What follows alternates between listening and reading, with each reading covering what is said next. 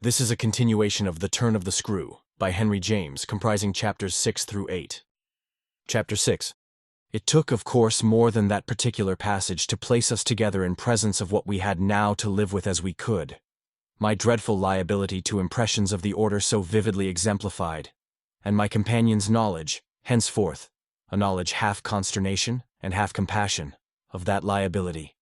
There had been this evening, after the revelation left me, for an hour, so prostrate. There had been for either of us no attendance on any service but a little service of tears and vows, of prayers and promises, a climax to the series of mutual challenges and pledges that had straightway ensued on our retreating together to the schoolroom and shutting ourselves up there to have everything out. The result of our having everything out was simply to reduce our situation to the last rigor of its elements. She herself had seen nothing, not the shadow of a shadow, and nobody in the house but the governess was in the governess's plight. Yet she accepted, without directly impugning my sanity, the truth as I gave it to her, and ended by showing me, on this ground, an awe-stricken tenderness, an expression of the sense of my more than questionable privilege, of which the very breath has remained with me as that of the sweetest of human charities. What was settled between us, accordingly, that night, was that we thought we might bear things together, and I was not even sure that, in spite of her exemption, it was she who had the best of the burden.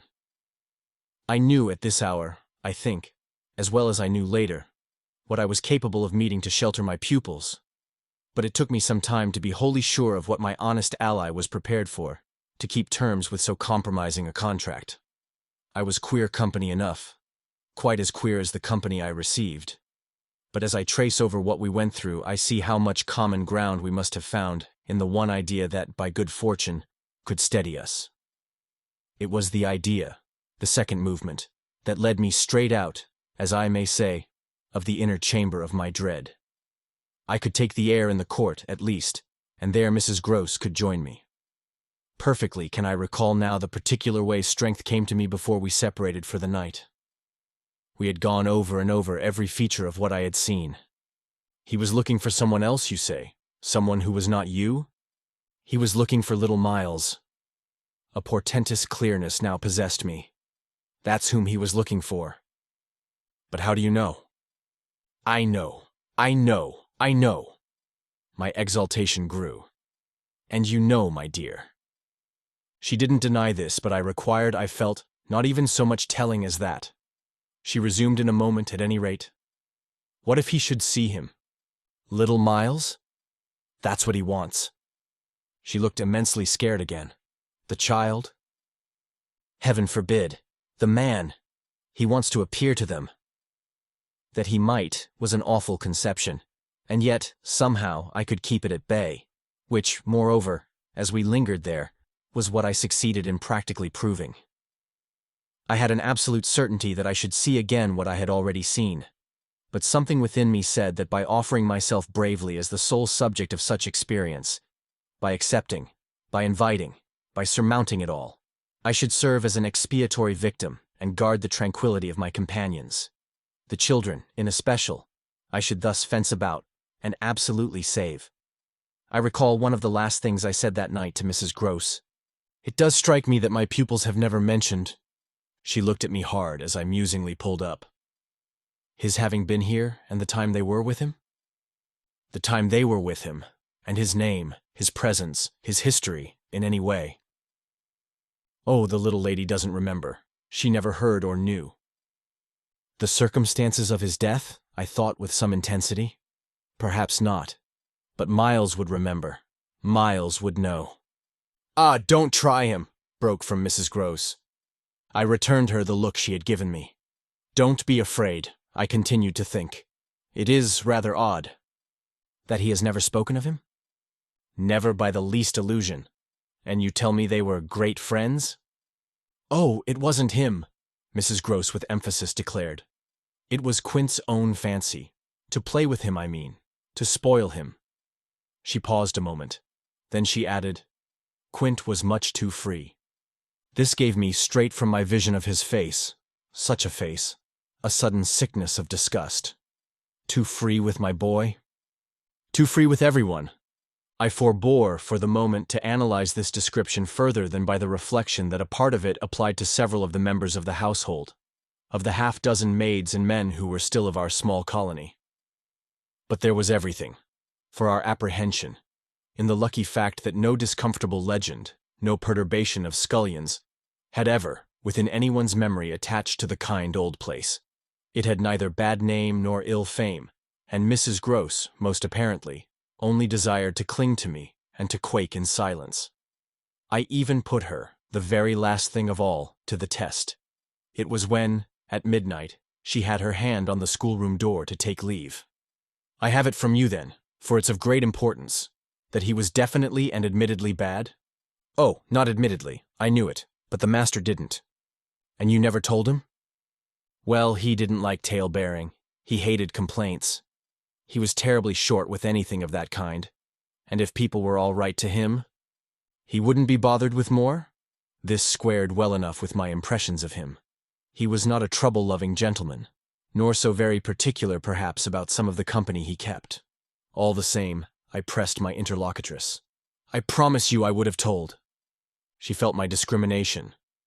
"I dare say I was wrong. But really, I was afraid." "Afraid of what?"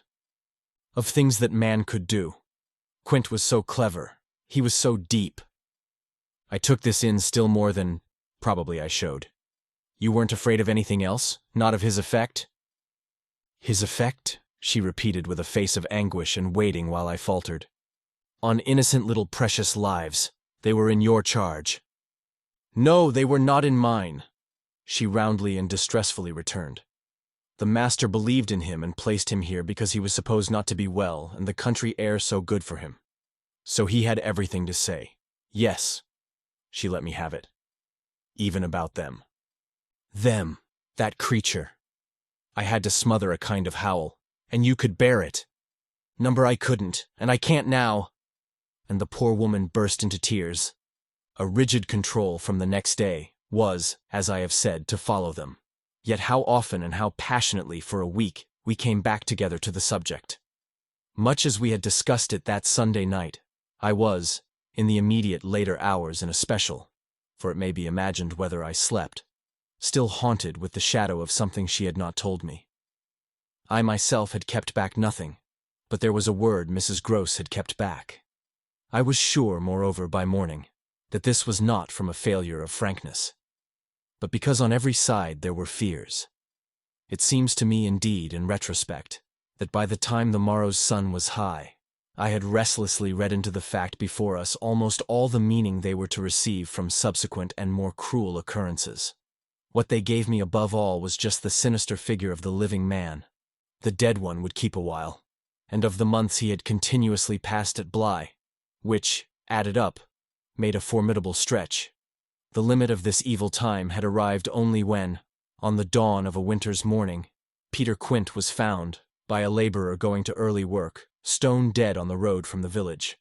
A catastrophe explained, superficially at least, by a visible wound to his head, such a wound as might have been produced, and as, on the final evidence, had been, by a fatal slip, in the dark and after leaving the public house on the steepish icy slope, a wrong path altogether, at the bottom of which he lay. The icy slope, the turn mistaken at night and in liquor, accounted for much, practically in the end and after the inquest and boundless chatter, for everything. But there had been matters in his life, strange passages and perils, secret disorders, vices more than suspected, that would have accounted for a good deal more.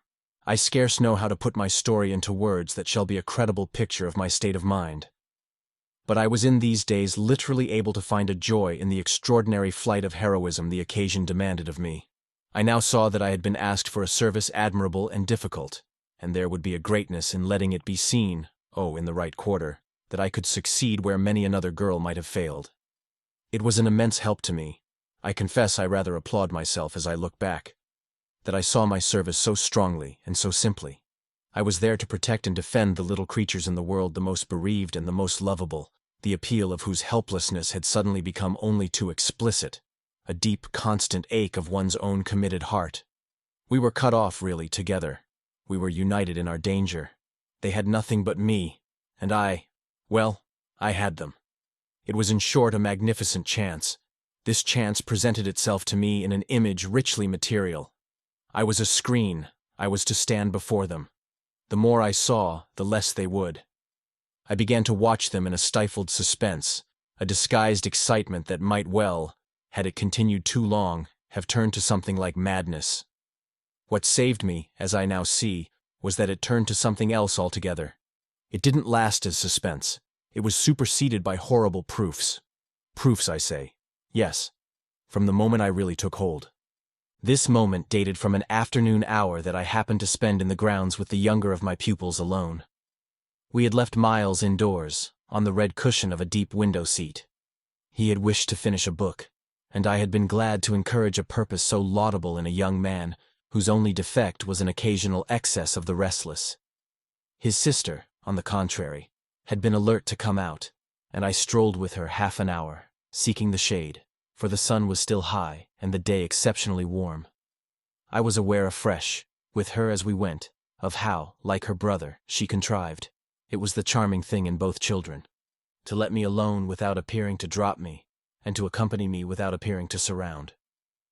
They were never importunate, and yet never listless. My attention to them all really went to seeing them amuse themselves immensely without me. This was a spectacle they seemed actively to prepare, and that engaged me as an active admirer. I walked in a world of their invention. They had no occasion whatever to draw upon mine, so that my time was taken only with being, for them, some remarkable person or thing that the game of the moment required, and that was merely, thanks to my superior, my exalted stamp, a happy and highly distinguished sinecure. I forget what I was on the present occasion. I only remember that I was something very important and very quiet, and that Flora was playing very hard.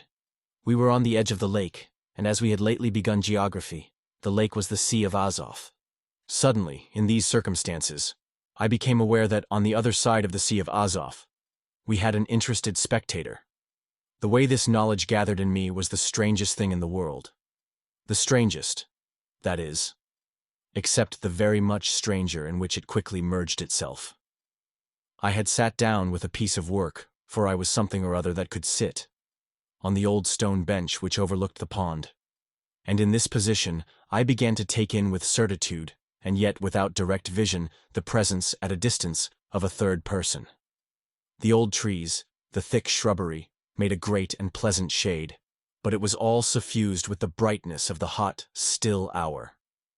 There was no ambiguity in anything, none whatever at least, in the conviction I from one moment to another found myself forming as to what I should see straight before me, and across the lake, as a consequence of raising my eyes. They were attached at this juncture to the stitching in which I was engaged, and I can feel once more the spasm of my effort not to move them, till I should so have steadied myself as to be able to make up my mind what to do. There was an alien object in view, a figure whose right of presence I instantly, passionately questioned. I recollect counting over perfectly the possibilities, reminding myself that nothing was more natural, for instance, than the appearance of one of the men about the place, or even of a messenger, a postman, or a tradesman's boy, from the village. That reminder had as little effect on my practical certitude as I was conscious, still even without looking, of its having upon the character and attitude of our visitor. Nothing was more natural than that these things should be the other things that they absolutely were not. Of the positive identity of the apparition I would assure myself as soon as the small clock of my courage should have ticked out the right second. Meanwhile, with an effort that was already sharp enough, I transferred my eyes straight to little Flora, who at the moment was about 10 yards away. My heart had stood still for an instant, with the wonder and terror of the question whether she too would see, and I held my breath while I waited for what a cry from her, what some sudden innocent sign either of interest or of alarm would tell me. I waited, but nothing came. Then, in the first place, and there is something more dire in this, I feel, than in anything I have to relate, I was determined by a sense that, within a minute, all sounds from her had previously dropped, and in the second by the circumstance that, also within the minute, she had, in her play, turned her back to the water. This was her attitude when I at last looked at her. Looked with the confirmed conviction that we were still together, under direct personal notice. She had picked up a small, flat piece of wood, which happened to have in it a little hole that had evidently suggested to her the idea of sticking in another fragment that might figure as a mast and make the thing a boat. This second morsel, as I watched her, she was very markedly and intently attempting to tighten in its place. My apprehension of what she was doing sustained me so that after some seconds, I felt I was ready for more. Then I again shifted my eyes. I faced what I had to face. Chapter 7.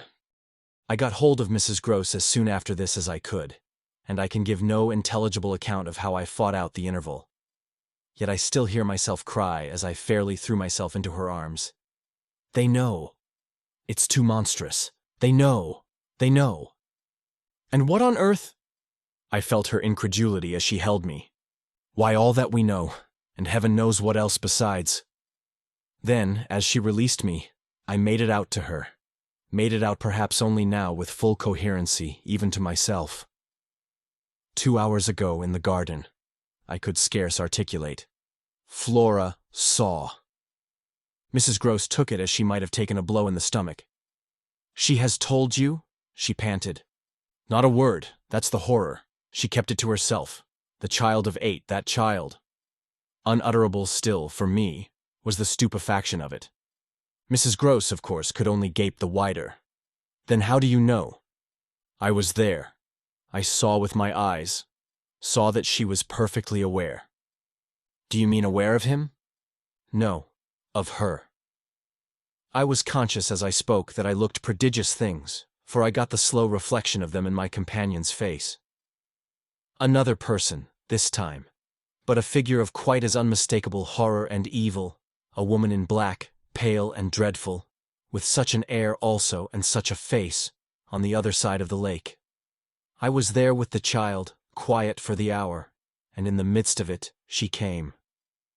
Came how? From where? From where they come from. She just appeared and stood there, but not so near. And without coming nearer? Oh, for the effect and the feeling she might have been as close as you. My friend, with an odd impulse, fell back a step. Was she someone you've never seen? Yes, but someone the child has, someone you have. Then, to show how I had thought it all out. My predecessor, the one who died. Miss Jessel? Miss Jessel, you don't believe me? I pressed. She turned right and left in her distress. How can you be sure? This drew from me, in the state of my nerves, a flash of impatience. Then ask Flora. She's sure. But I had no sooner spoken than I caught myself up. No, for God's sake, don't. She'll say she isn't. She'll lie. Mrs. Gross was not too bewildered instinctively to protest. Ah, how can you? Because I'm clear. Flora doesn't want me to know. It's only then to spare you. No, no. There are depths, depths.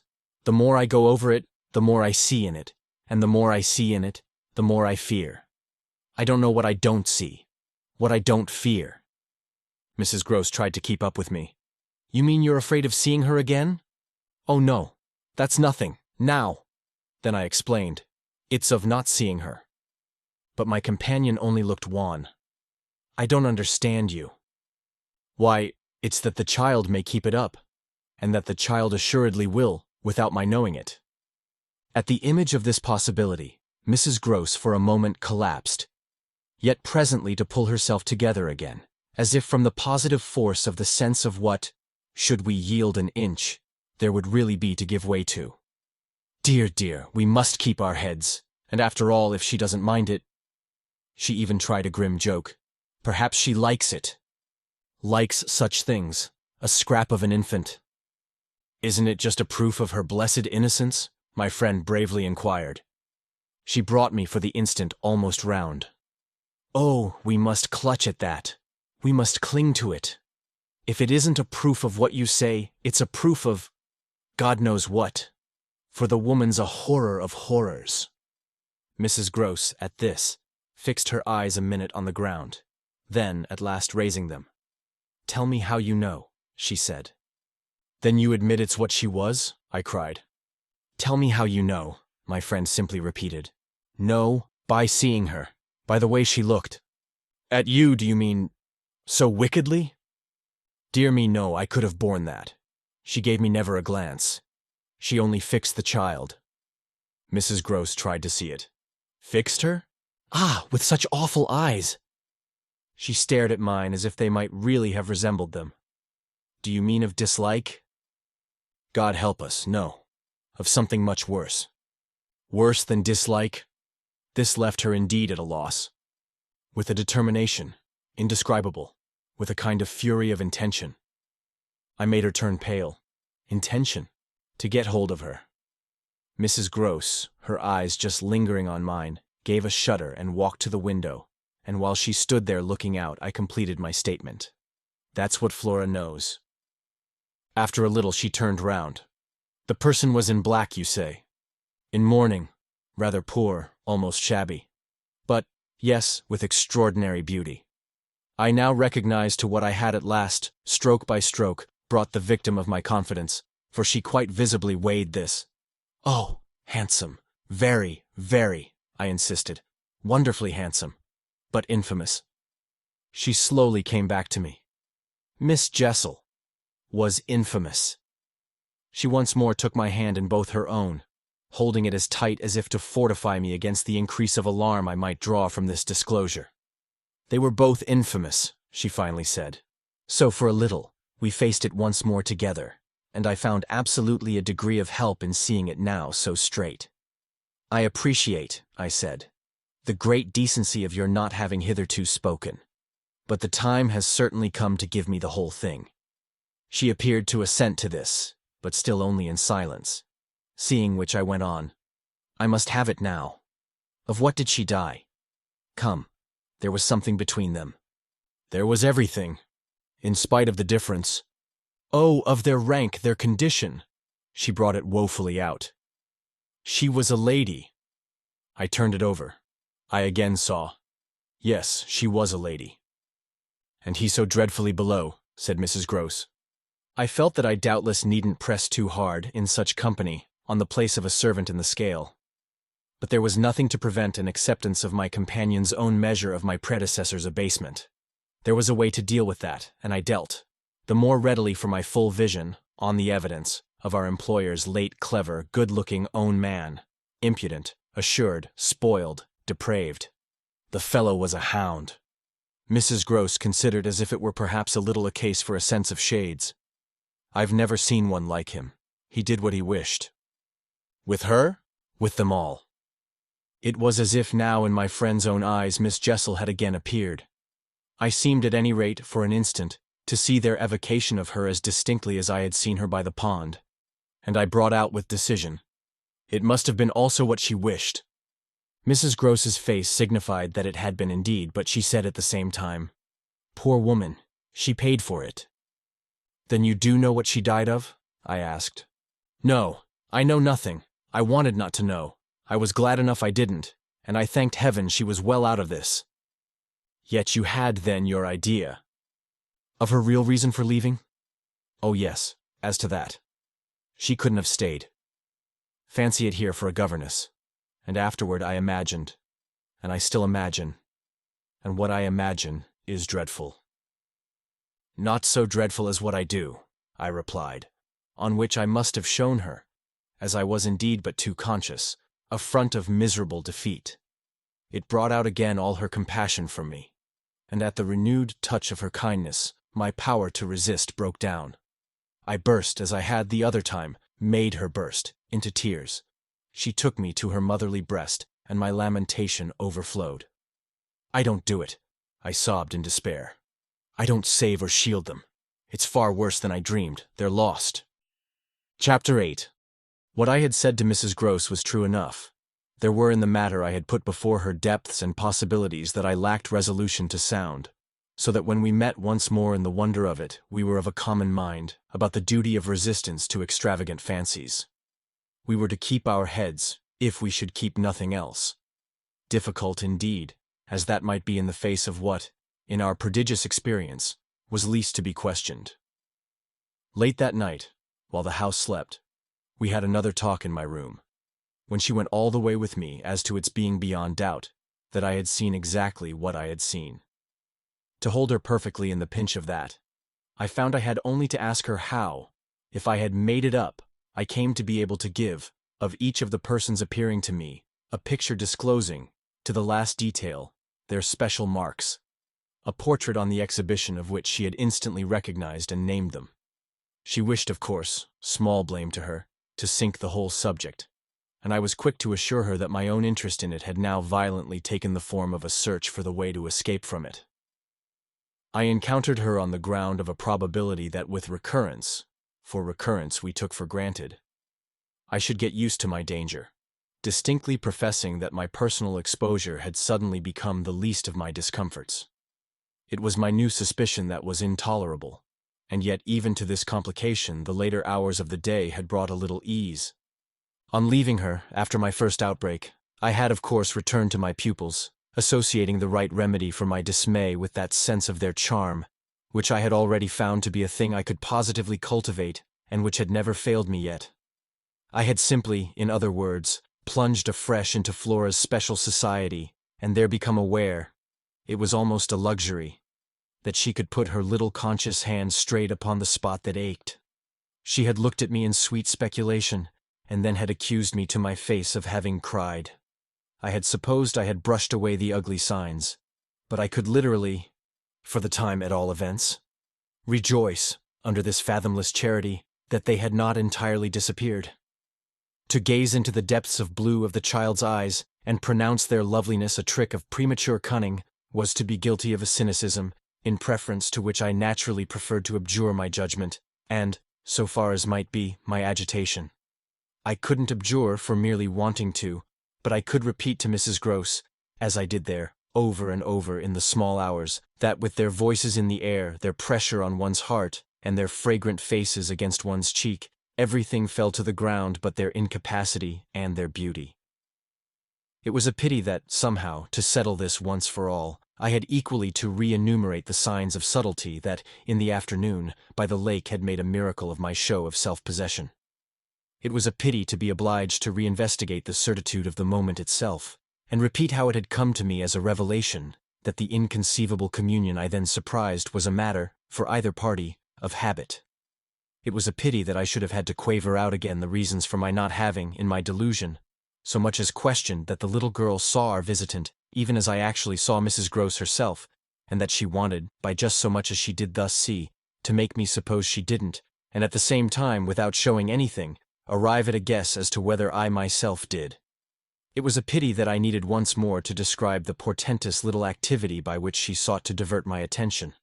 The perceptible increase of movement, the greater intensity of play, the singing, the gabbling of nonsense, and the invitation to romp. Yet if I had not indulged, to prove there was nothing in it, in this review, I should have missed the 2 or 3 dim elements of comfort that still remained to me. I should not, for instance, have been able to asseverate to my friend that I was certain, which was so much to the good, that I at least had not betrayed myself. I should not have been prompted, by stress of need, by desperation of mind, I scarce know what to call it, to invoke such further aid to intelligence as might spring from pushing my colleague fairly to the wall. She had told me, bit by bit, under pressure, a great deal. But a small shifty spot on the wrong side of it all still sometimes brushed my brow like the wing of a bat. And I remember how on this occasion, for the sleeping house and the concentration alike of our danger and our watch seemed to help, I felt the importance of giving the last jerk to the curtain. "I don't believe anything so horrible," I recollect saying. "No. Let us put it definitely, my dear, that I don't. But if I did, you know, there's a thing I should require now, just without sparing you the least bit more, oh, not a scrap, come, to get out of you. What was it you had in mind when, in our distress, before Miles came back, over the letter from his school, you said, under my insistence, that you didn't pretend for him that he had not literally ever been bad? He has not literally ever, in these weeks, that I myself have lived with him and so closely watched him. He has been an imperturbable little prodigy of delightful, lovable goodness. Therefore you might perfectly have made the claim for him if you had not, as it happened, seen an exception to take. What was your exception, And to what passage in your personal observation of him did you refer? It was a dreadfully austere inquiry, but levity was not our note, and at any rate, before the grey dawn admonished us to separate, I had got my answer. What my friend had had in mind proved to be immensely to the purpose. It was neither more nor less than the circumstance that for a period of several months, Quint and the boy had been perpetually together. It was in fact the very appropriate truth that she had ventured to criticize the propriety, to hint at the incongruity, of so close an alliance, and even to go so far on the subject as a frank overture to Miss Jessel. Miss Jessel had, with a most strange manner, requested her to mind her business, and the good woman had, on this, directly approached little Miles. What she had said to him, since I pressed, was that she liked to see young gentlemen not forget their station. I pressed again, of course, at this. You reminded him that Quint was only a base menial? As you might say. And it was his answer, for one thing, that was bad. And for another thing? I waited. He repeated your words to Quint? No, not that. It's just what he wouldn't. She could still impress upon me. I was sure, at any rate, she added, that he didn't. But he denied certain occasions. What occasions? When they had been about together quite as if Quint were his tutor, and a very grand one. And Miss Jessel only for the little lady. When he had gone off with the fellow, I mean, and spent hours with him. He then prevaricated about it. He said he hadn't? Her assent was clear enough to cause me to add in a moment. I see. He lied. Oh, Mrs. Gross mumbled. This was a suggestion that it didn't matter, which indeed she backed up by a further remark. You see, after all, Miss Jessel didn't mind. She didn't forbid him. I considered. Did he put that to you as a justification? At this she dropped again. No, he never spoke of it. Never mentioned her in connection with Quint? She saw, visibly flushing, where I was coming out. Well, he didn't show anything. He denied, she repeated. He denied. Lord, how I pressed her now. So that you could see he knew what was between the two wretches? I don't know, the poor woman groaned. You do know, you dear thing, I replied. Only you haven't my dreadful boldness of mind, and you keep back, out of timidity and modesty and delicacy, even the impression that, in the past, when you had, without my aid, to flounder about in silence, most of all made you miserable. But I shall get it out of you yet. There was something in the boy that suggested to you, I continued, that he covered and concealed their relation. Oh, he couldn't prevent. You're learning the truth, I dare say. But heavens, I fell with vehemence, a-thinking, what it shows that they must, to that extent, have succeeded in making of him. Ah, nothing that's not nice now, Mrs. Gross lugubriously pleaded. I don't wonder you looked queer, I persisted, when I mentioned to you the letter from his school. I doubt if I looked as queer as you, she retorted with homely force. And if he was so bad, then as that comes to, how is he such an angel now? Yes, indeed, and if he was a fiend at school, how? Well, I said in my torment, you must put it to me again, but I shall not be able to tell you for some days. Only, put it to me again. I cried in a way that made my friend stare. There are directions in which I must not for the present let myself go. Meanwhile, I returned to her first example, the one to which she had just previously referred, of the boy's happy capacity for an occasional slip. If Quint, on your remonstrance at the time you speak of, was a base menial, one of the things Miles said to you, I find myself guessing, was that you were another. Again, her admission was so adequate that I continued. And you forgave him that? Wouldn't you? Oh, yes. And we exchanged there, in the stillness, a sound of the oddest amusement. Then I went on.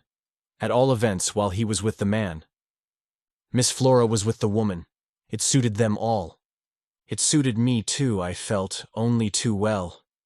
By which I mean that it suited exactly the particularly deadly view I was in the very act of forbidding myself to entertain. But I so far succeeded in checking the expression of this view that I will throw, just here, no further light on it than may be offered by the mention of my final observation to Mrs. Gross. His having lied and been impudent are, I confess, less engaging specimens than I had hoped to have from you of the outbreak in him of the little natural man.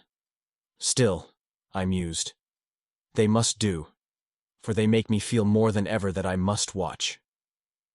It made me blush the next minute, to see in my friend's face how much more unreservedly she had forgiven him. Then her anecdote struck me as presenting to my own tenderness an occasion for doing. This came out when, at the schoolroom door, she quitted me. Surely you don't accuse him of carrying on an intercourse that he conceals from me. Ah, remember that, until further evidence, I now accuse nobody. Then, before shutting her out to go, by another passage, to her own place, I must just wait, I wound up.